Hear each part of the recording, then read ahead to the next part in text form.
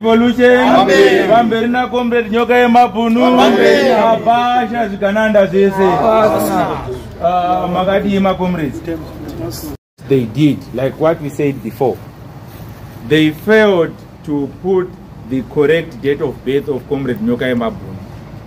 This raised eyebrows to the major street. That's when the major said, no, please, there is something fishy here. I need more time to verify these two documents. Where is the embassy coming in? The embassy is responsible for verifying identity of Zimbabweans here in South Africa. Correct. When they were approached by the court to verify Israel, so vasimuka Mwarano vapa a very clear instruction yokuti ndoda kuti muende munokaka matende enyu padhuze negungwa dzvuku. Asi pane chinhu chiri kuitika pavari kufamba rwendo rwavo urwu. Pavari kufamba rwendo rwavo urwu vachienda kudai izvi, vane shongwe iri kuvalidha, iri kuratidza the presence yaMwari. Vane mutumwa ari kuvatumwa ari kuvalidha. Ivo vaingoona chiedza chiya, ndo chavaiita sei, chavaitevera. But munguva iyi pane shoko rinotaurwa rinonzi iro, Mwari anoomesa moyo waFarao ende anomupa pfungwa yokuti atevere vana vevaIsraeri, avatevere. So Farao aomeswa moyo,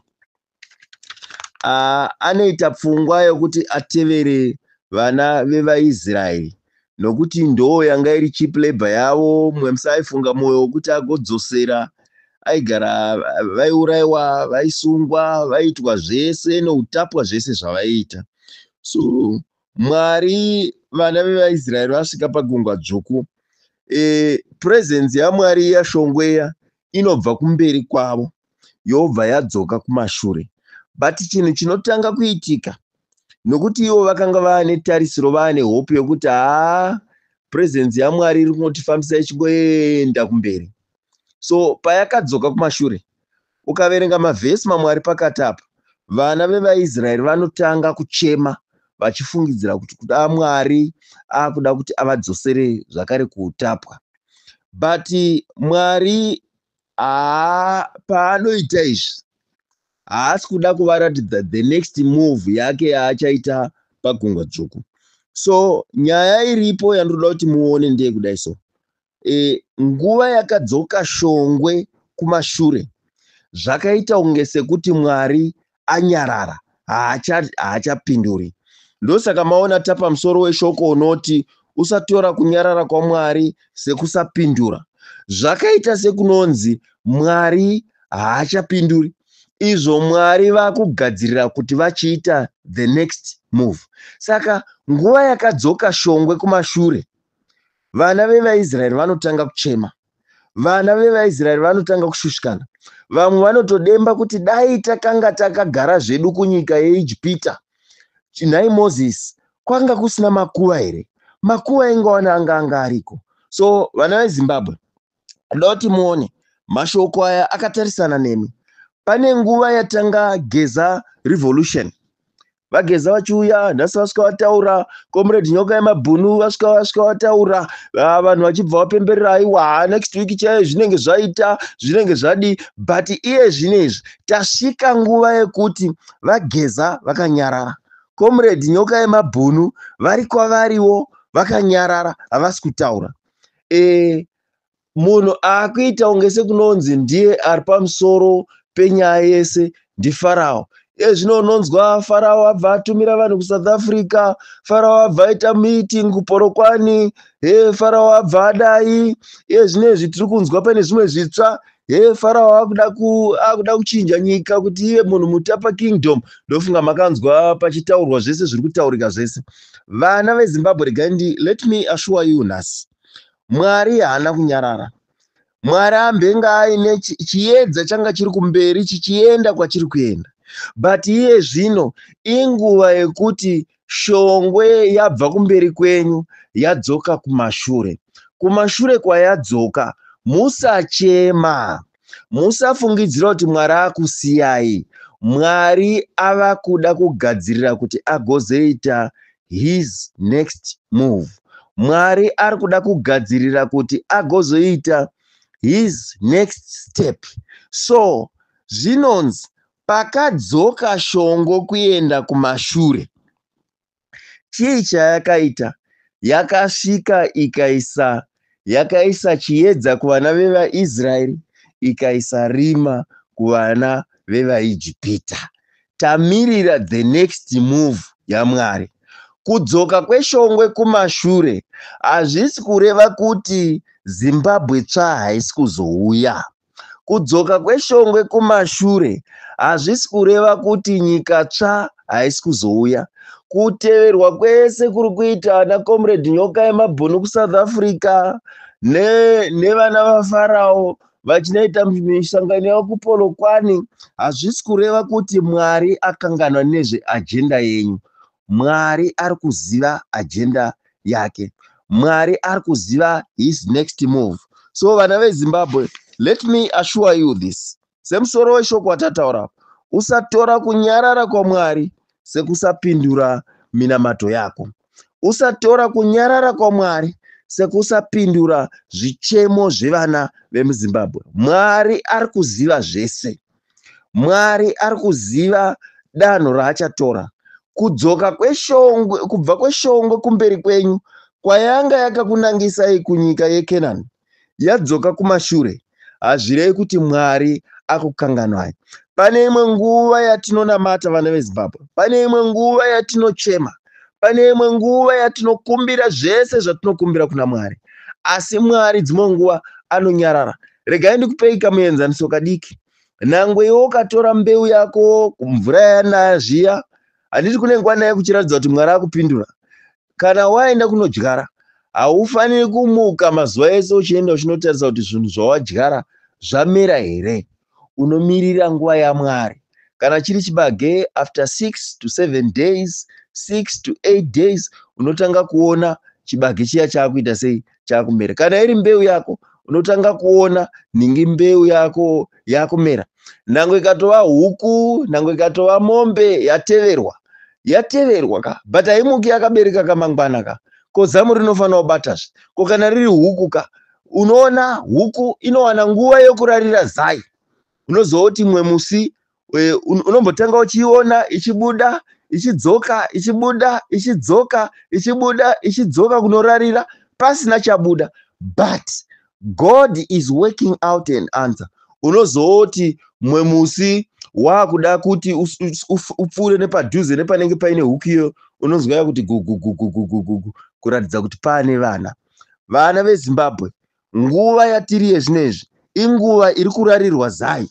Nguva yatiri izvozvi inguva yakabata kana iri ng'ombe, kana iri mbudzi, kana iri chii, inguva yabata mauta. Kana iri mbwa, inguva yabata mauta. Vana vari kukura, muchavaona one day vachamuka vachazvarwa. Result yacho muchaiona one day. Inguva yawadyara nzungu yako, yawadyara chibage chako, yawadyara nyimo yako, yawadyara mbeu yako.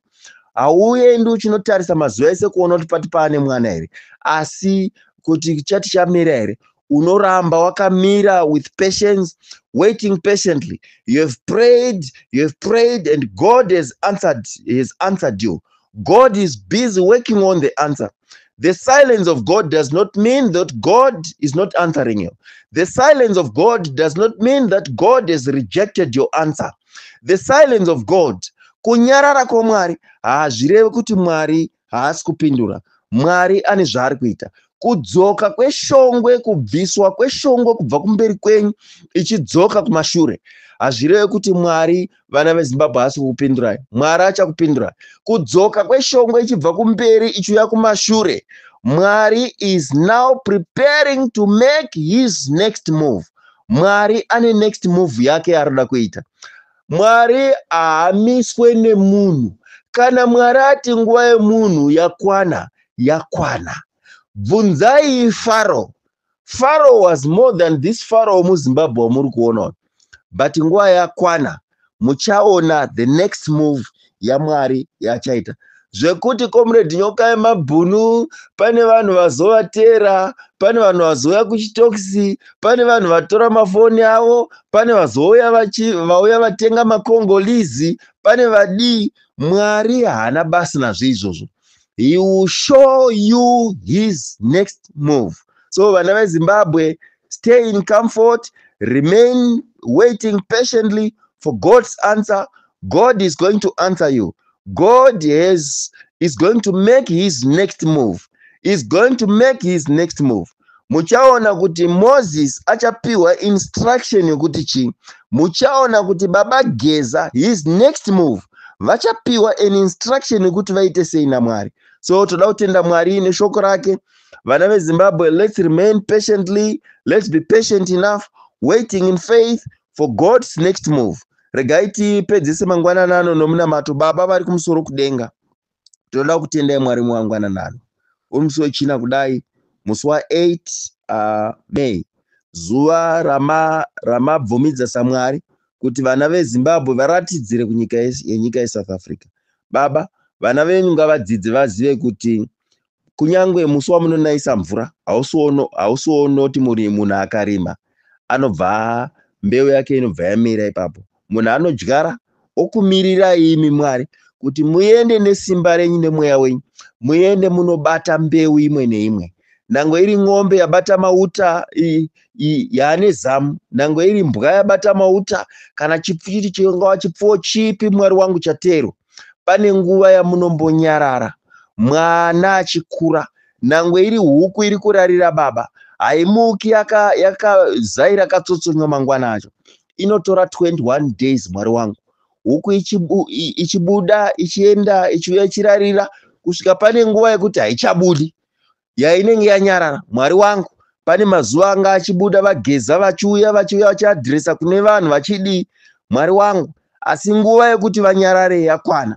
Nguva yekuti Mwari muchiita your next move yakwana. Mwari wangu, taurai nevana veZimbabwe, munoziva zvese zvavari kusanganidzana nazvo. Ndoziva vane nguva yekuti vava worried, vamwe they've lost hope and what. That's not it Mwari wangu. Mwari ndoziva munavo. Mwari, you are going to make the move richatevera munguva shoma iri kuteera. Icharatidza kuti muri Mwari. Icharatidza hatizivi kuti muchaita move yakaita sei. Imi Mwari ndimi muri kuziva move yenyu. Pavana vevaIsraeri venguva yaFarao makazurura gungwa dzvuku. Asi pavana vemuZimbabwe hatisi kuziva move yenyu yamuchaita Baba. Mwari wangu, zviratidzei, itai next move yenyu. Baba, takunamatai mangwananano nezita raJesu. Amen. Vana veZimbabwe, tinokushuvirai urombo rakanaka. Mangwananano vese vari kunzvimbo dzakasiyana-siyana, vakabva kunyika dzakasiyana-siyana, vari kuenda kunoratidza handei tinosangana kuZimbabwean Embassy iri kuSouth Africa, kuPretoria. Muve nenguva yakanaka, muswere munyasha. Semazuva ese, ndini muranda rumwe